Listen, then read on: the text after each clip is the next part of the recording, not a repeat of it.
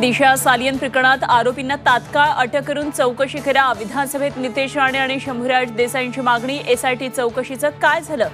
अमित साटम यांचा सवाल। 5 वर्षांनंतर दिशा सालियनच्या वडिलांची कोर्टात याचिका का? संजय राऊत यांचा सवाल। औरंगजेब घटनेवरून लक्ष हटवण्यासाठी खेळी असल्याचा आरोप, तर संजय राऊतांचे आरोप चुकीचे। उदय सामंत यांचा पलटवार।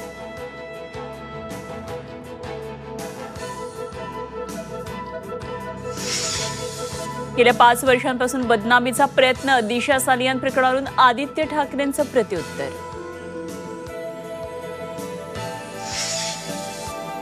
सतीश भोसले उर्फ खोक्याची न्यायालयीन कोठडीत रवानगी। खोक्याला 14 दिवसांची न्यायालयीन कोठडी सुनावण्यात आली।